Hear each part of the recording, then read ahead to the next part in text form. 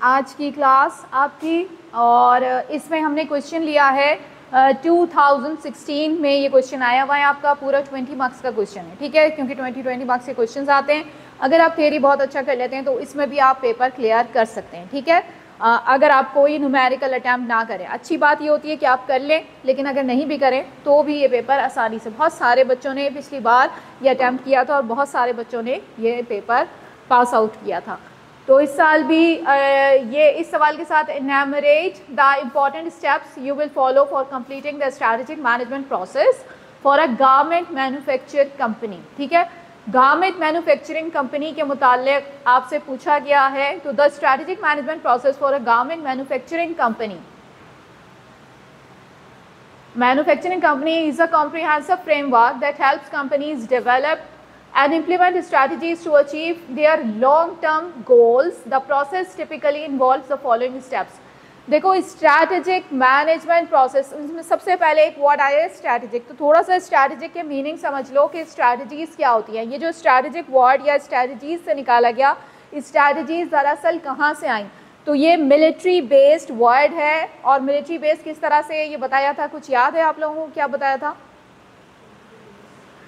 कि मिलिट्री में हमारे क्या होता है, स्ट्रैटेजीज बनाई जाती हैं। अपना जो भी ये दुश्मन अगर ये रवैया अख्तियार करता है या ये करेगा तो हम ये वाली स्ट्रैटेजी, ठीक है, तो वो स्ट्रैटेजीज बना के रखते हैं अपने पास। और स्ट्रैटेजीज, अब यहाँ बिजनेस में जब स्ट्रैटेजीज आ गई तो फिर इसका मतलब है कि अब कौन होगा हमारा दुश्मन जिसके खिलाफ हम कोई स्ट्रैटेजी इस्तेमाल करेंगे या बनाएंगे या ये करेंगे, तो कौन हो सकता है बिजनेस में?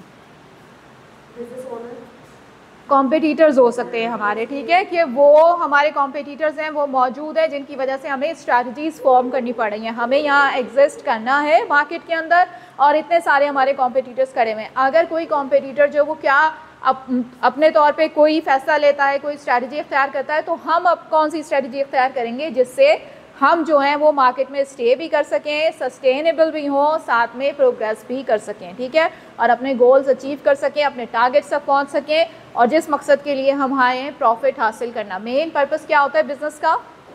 फॉर प्रॉफिट्स, ठीक है। नॉन प्रॉफिट भी होते हैं बिजनेसेस, ऑर्गेनाइजेशंस होती हैं, लेकिन मेनली जो पढ़ा जाता है वो फॉर प्रॉफिट के ही पढ़ा जाता है, ठीक है।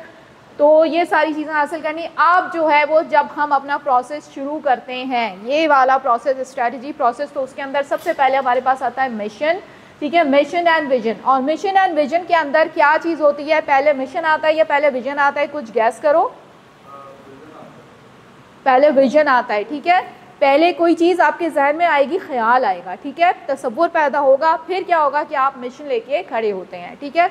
तो ये जो है ये बड़ा वाज़े एक जो चीज़ है वो जानी चाहिए। अक्सर लोग इसको मिस इंटरप्रेट कर देते हैं, ठीक है, विजन मिशन को आपस में बहुत ज़्यादा। आम तौर पे जो बोला जाता है वो तो किस दोनों एक इंटरचेंजेबली इस्तेमाल हो जाता है, लेकिन यहाँ पे जो मिशन है वो बाद में आता है, पहले विजन आता है। कोई विजन आएगा जिस और जो ओनर है, एंटरप्रेन्योर है, और वो लेके कोई इरादा करेगा, काम शुरू करेगा, और फिर उसके ऊपर जब वो शुरू करता है तो वो मिशन होता है जिसको लेके वो शुरू होता है, ठीक है। उसके बाद सिचुएशन एनालिसिस, ये सबसे इम्पॉर्टेंट चीज़ होती है कि जब भी हम कोई काम स्टार्ट करते हैं तो अब सिचुएशन क्या है, सिनेरियो क्या है। डिफरेंट जगहों के ऊपर आपको स्कैनिंग से भी ये वर्ड जो है ये रिप्लेस मिलेगा, ठीक है।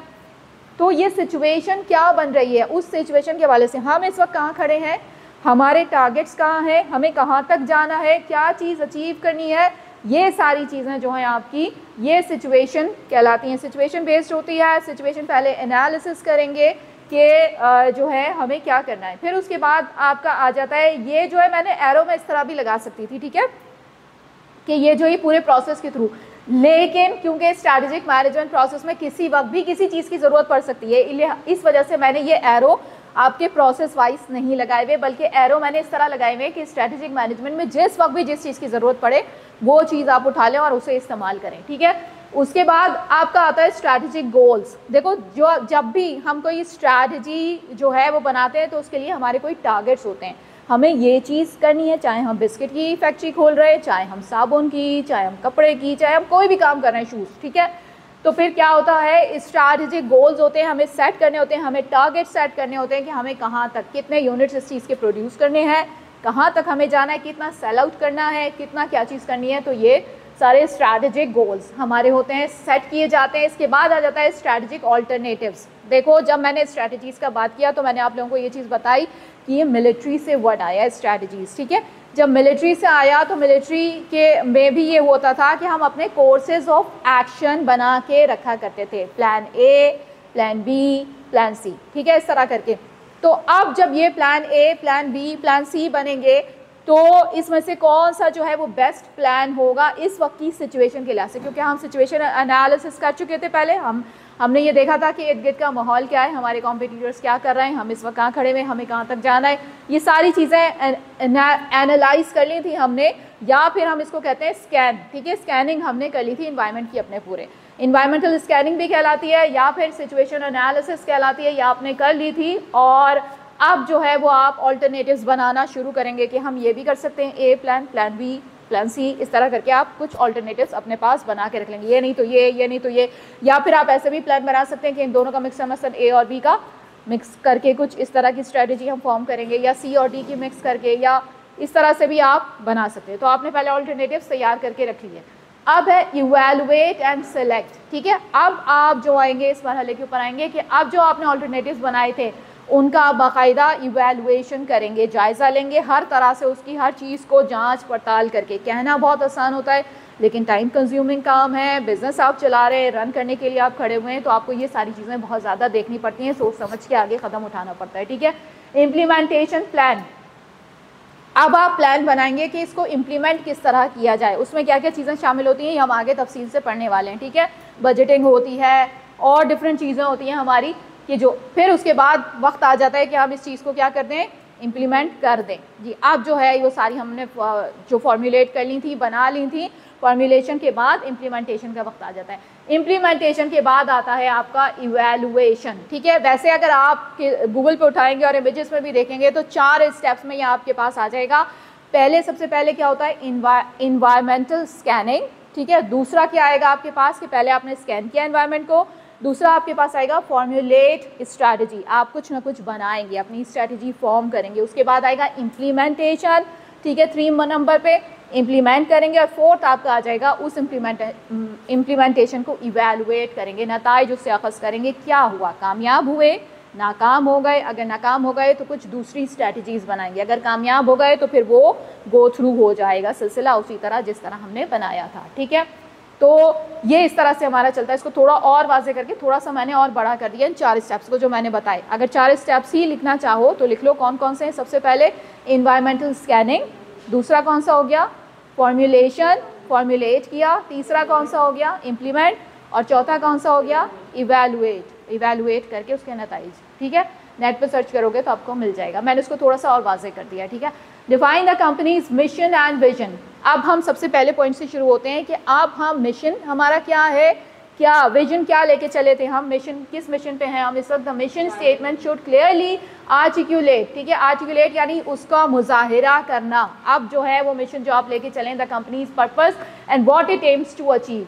The vision statement should describe the company's desired future state, ठीक है। अब हम चाह क्या रहे हैं, ठीक है, कि फ्यूचर स्टेट इसकी कैसी होनी चाहिए, हमें कहाँ तक जाना है, हमें अपनी प्रोडक्शन बढ़ानी है या हमें पूरा का पूरा जो अपना जो सिनेरियो है वो ही हमें कहीं और भी मुंतकिल करना है, फैलाना है, ठीक है। ब्रांचेस खोलनी है मसलन, कुछ इस तरह का कि पहले हमारा कराची में बिज़नेस था, अब पेशावर में भी करना है, इस्लामाबाद में भी फैलना है, कुछ इस तरह से करना है। तो ये सारी चीज़ें जो है हमारा डिज़ायर्ड फ्यूचर कहाँ तक है। Conduct a situation analysis. अब हम सिचुएशन एनालाइज, मैंने वही कहा, इसको दूसरा नाम मैंने आपको बता दिया, इन्वायरमेंटल स्कैनिंग भी के नाम से भी आपको मुख्तलिफ जगहों पे मिलेगा ये चीज़, ठीक है। This involves assessing the companies internal strengths and weaknesses. देखो सबसे पहले जब कोई कंपनी शुरू होती है तो हमें कुछ अपनी खूबियाँ भी पता होनी चाहिए, कुछ अपनी खामियाँ भी पता होना चाहिए। और खामियाँ पता होना इंतहाई ज़रूरी है। अगर हमें अपनी खामियाँ पता नहीं होंगी तो फिर हम आगे नहीं बढ़ सकते, हम पीछे रह जाएंगे। नोकिया वालों की मिसाल बन जाएंगे कि वो फ़ख्र में मुब्तला रहे, ठीक है, कि क्या होगा कि हम ही जो हैं वो किंग्स हैं, ठीक है। तो लिहाजा क्या हुआ कि ज़वाल का शिकार हो गए, उन्हें अपनी खामियों का पता नहीं चल सका। अगर वो मुस्तकिल फीडबैक लेते रहें और अपनी खामियों का भी, वीकनेसेस का उन्हें जो एहसास होता रहे, वो उस जगह पे काम करें और फिर वहाँ इनोवेशन करके यानी थोड़ी सी जिद्दत ला के जो है वो जो करंट सिनेरियो है उसके अंदर आ सकते हैं, ठीक है। बहरहाल तो ये आपके लिए होता है कि स्ट्रेंथ भी ज़रूरी होती है, हमें अपनी खूबियों का भी पता होना चाहिए और वीकनेसेस, कमज़ोरियों का भी, as well as external opportunities and threats. इसके साथ साथ हमें अपॉर्चुनिटीज़ का भी पता होना चाहिए। देखो, अपॉर्चुनिटी जो स्टार्ट होती है, हमेशा याद रखना, प्रॉब्लम से स्टार्ट होती है। कोई ना कोई प्रॉब्लम कहीं ना कहीं मौजूद होती है। अगर आप बिजनेस स्टडीज़ कर रहे हैं तो कहीं कोई गड़बड़ मौजूद है, ठीक है। अब आपके पास अपॉर्चुनिटी आई कि आप आते हैं लीडर बनकर और आप उसको हैंडल करते हैं, ठीक है। तो इस हैंडल करने को जो है वो क्या है, वो आपके पास अपॉर्चुनिटी मौजूद है, ठीक है। अब या फिर आप फर्ज करो कि आप कोई काम स्टार्ट करना चाह रहे थे और आपको पता चला जब आपने फीडबैक लिया कि लोगों को इस चीज़ की ज़रूरत है, तो आपके लिए क्या बन गई, वो अपॉर्चुनिटी बन गई कि मैं इस जगह पे काम कर सकता हूँ, ठीक है। लोगों को इस चीज़ की ज़रूरत है, मेरे पास ये चीज़ें मैसर है, तो मैं क्यों ना इन चीज़ों के ऊपर कुछ काम शुरू करूँ। तो ठीक है, एक की प्रॉब्लम होती है, दूसरा जो है वो उसको हल करने की कोशिश कर रहा होता है, वहाँ वो अपनी लीडरशिप दिखाता है या अपने आप को मनवाता है, जिसे कहना चाहिए। तो प्रॉब्लम से कभी भी घबराना नहीं चाहिए, क्योंकि असल में प्रॉब्लम को टैकल करना ही दरअसल क्या है, हमारी लीडरशिप है, जो हमें लीडरशिप की तरफ लेके जाता है, ठीक है। तो यही से हमारा बिजनेस स्ट्रैटेजीज। देखो, बिजनेस जब हम करते हैं तो वो बिल्कुल ऐसा नहीं होता कि बिल्कुल हलवा बना हुआ, जिस तरह हम कहते हैं कि हर चीज़ जो है जिस तरह हमने सोची हम लेके चले और वो होती चली जाएगी। हर जगह कोई ना कोई प्रॉब्लम, कोई ना कोई रुकावट आ रही होती है और हर जगह हमें उससे डील करना होता है, ठीक है। तो ये जो डीलिंग होती है ये हमारी जो स्ट्रेंथ है उनको बढ़ाती भी है, हमारी स्किल्स को भी बढ़ाती है। मुख्तलिफ प्रॉब्लम से गुजरने के बाद हम नीचोट होते चले जाते हैं, ठीक है। तो फिर हमें उससे टैकल करना आता चला जाता है, हमारे लिए चीज़ आसान होती चली जाती है। तो ये हो गई वीकनेसेस का भी पता, एक्सटर्नल अपॉर्चुनिटीज़ भी हो गई, थ्रेट्स का भी आपको पता होना चाहिए। देखो, तजुर्बा जो है वो हमें फिर थ्रेट्स के मुतालिक भी बता देता है कि हमें हो सकता है कि कोई नया बिजनेसमैन हो और उसको बहुत सारी चीज़ों का अंदाज़ा ना हो, उन थ्रेट्स का, जिनको वो एकदम से उसको फेस करना पड़ जाए। लेकिन जो पहले के से मौजूद खिलाड़ी होते हैं, अंदर मौजूद इस बिज़नेस के अंदर मौजूद होते हैं, उन्हें पता होता है कि क्या क्या ख़तरात हो सकते हैं। वो कहते हैं कि तजुर्बा जो है वो बहुत कुछ, एक्सपीरियंस जो है वो सिखा देता है। तो जो पहले से मौजूद होते हैं, जो आपको पता है कि बड़े बड़े जाइंट्स हैं, तो उनको ये आइडिया होता है, उनको ये अंदाज़ा होता है कि उन्हें किन किन मसाइल से गुजरना है, तो वो पहले से उसके लिए तैयार होते हैं। तो ठीक है, तो थ्रेट्स का भी उन्हें पता होता है और उससे बच के किस तरह निकलना है ये भी उन्हें अंदाज़ा होता है, ठीक है। तो थ्रेट्स का भी हमें पता होना चाहिए। अच्छा, अब ये दो चीज़ें जो हैं, जो आपकी आ गई, एक थ्रेट्स और एक वीकनेसेस, इन दोनों को आप कवर करते हैं हमेशा। देखो, स्वॉट एनालिसिस की जब बात आती है, स्वॉट क्या होता है, अगर यूँ करके लिखोगे एस, नीचे W O और T, स्वॉट, ठीक है। S for strength, W for weakness, O for opportunities और T फॉर थ्रेट, ठीक है। तो स्वॉट बन गया ये, ठीक है। स्वॉट एनालिसिस कहलाता है, इसमें ये सारी चीज़ें शामिल होती हैं। और इनमें दो चीज़ें जो हैं वो आपकी खूबियां हैं, यानी कि स्ट्रेंथ और अपॉर्चुनिटीज़, और दो चीज़ें जो हैं वो खामियां, यानी कि वीकनेसेस और थ्रेट्स, ठीक है। तो अब इन दोनों को आपने जो है वो निमटना है, इन दोनों चीज़ों से, प्रॉब्लम से और थ्रेट्स, और जो दूसरी चीज़ आई आपके पास क्या, वीकनेसेस। इन दोनों को आप निपटेंगे, किस चीज़ से निपटेंगे, स्ट्रेंथ से और अपॉर्चुनिटीज़ के थ्रू आप इनसे निपटेंगे, ठीक है। तो ये बिज़नेस के लिए ज़रूरी होता है। अच्छा, इसके बाद जो है हम आते हैं सेट स्ट्रैटेजिक गोल्स। अब ये जो स्ट्रैटेजिक गोल्स हैं, इतनी जल्दी जल्दी बेटा तेज़ी से आगे नहीं बढ़ाओ, थोड़ा सा मुझे पढ़ के भी कि मैं कोई चीज़ रह जाए तो वो, क्योंकि बाज़ औक़ात बहुत बारीक बारीक चीज़ें होती हैं लेकिन उनको डिफाइन करने में थोड़ा सा टाइम लगता है। Set strategic goals. अब ये देखो, यहाँ पे आपको स्मार्ट लिखा नज़र आ रहा है। स्मार्ट दरअसल क्या होता है वो उन्होंने खुद ही बता दिया है यहाँ के ऊपर कि पूरा अगर आप स्मार्ट इस तरह लिखोगे SMART, तो S फॉर, ठीक है, M for measurable, A for attainable और T फॉर टाइम बाउंड, ठीक है। टाइम बाउंड यानी टाइम भी बहुत ज़्यादा अहमियत रखता है किसी भी बिजनेस के अंदर, ठीक है। अगर टाइम के ऊपर चीज़ तैयार नहीं हो सकी तो फिर क्या होगा, वो जो आपका कस्टमर था वो कहीं और चला जाएगा, किसी और तरफ से रुजू कर लेगा और आपको प्रॉब्लम फेस करनी पड़ेगी। उसे सेल आउट करने के लिए या कुछ भी ऐसे ऑर्डर पे कोई चीज़ तैयार कर ली थी या कुछ भी कर लिया था, टाइम बहुत ज़्यादा इंपॉर्टेंट होता है बिजनेस के अंदर, हमेशा याद रखना, ठीक है। तो टाइम भी एक रिसोर्स है और इसको एफिशिएंटली इस्तेमाल करना चाहिए। ये भी हम आगे बाद में पढ़ेंगे जब आपके और चैप्टर्स आएंगे और चीज़ें आएंगी। The goal should be align with the companies mission and vision, ठीक है। गोल्स ऐसे होने चाहिए जो अलाइन होने चाहिए, जो हमारा मिशन था, जिस विजन को लेके चले थे, ऐसा ना हो कि मिशन कुछ और हो, विजन कुछ और हो और ठीक है गोल्स कुछ और हो, ठीक है। तो ये सब एक ही जो है लाइन है उसके अंदर अलाइन होने चाहिए। Formulate strategic alternatives. अब फॉर्मुलेट करना शुरू करेंगे हम स्ट्रैटेजिक ऑल्टरनेटिव्स। और ये मैंने क्या बताया क्या होते हैं strategic alternatives, plan A, plan B, plan C, इस तरह जो मैंने बताया कि अपने बहुत सारे हम बना के रखते हैं कि अगर ऐसा हुआ तो ऐसा कर लेंगे, ऐसा हुआ तो ऐसा कर लेंगे। तो ये हम अपनी स्ट्रैटेजीज थोड़ी सी पहले से बना के रखते हैं, ठीक है।